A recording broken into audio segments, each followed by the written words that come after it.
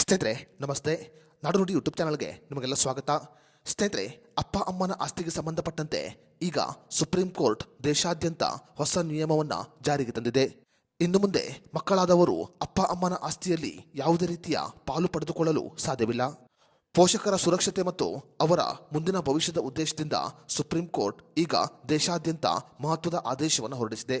ಹಾಗಾದರೆ ಅಪ್ಪ ಅಮ್ಮನ ಆಸ್ತಿಯಲ್ಲಿ ಮಕ್ಕಳಿಗೆ ಯಾವಾಗ ಪಾಲು ಸಿಗುವುದಿಲ್ಲ, ಈ ಕುರಿತಂತೆ ಸುಪ್ರೀಂ ಕೋರ್ಟ್ ಹೊರಡಿಸಿರುವ ಆದೇಶವೇನು, ಇವೆಲ್ಲದರ ಬಗ್ಗೆ ಸಂಪೂರ್ಣ ಮಾಹಿತಿಯನ್ನು ಈ ವಿಡಿಯೋದಲ್ಲಿ ನಾವು ನಿಮಗೆ ತಿಳಿಸಿಕೊಡ್ತೀವಿ.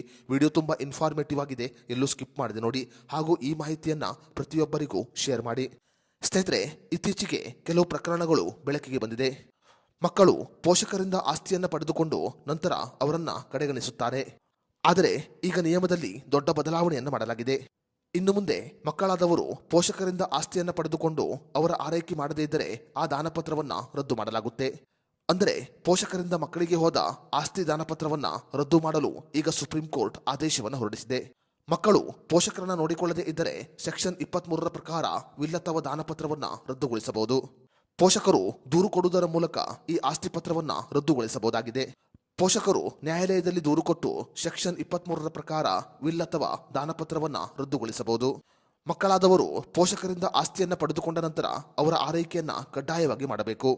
ಅವರ ತಿಂಗಳ ಖರ್ಚು, ಅವರ ಆಸ್ಪತ್ರೆ ಖರ್ಚು ಮತ್ತು ಅವರ ಇತರ ಎಲ್ಲ ಖರ್ಚುಗಳನ್ನು ನೋಡಿಕೊಳ್ಳುವುದು ಮಕ್ಕಳ ಕರ್ತವ್ಯವಾಗಿದೆ.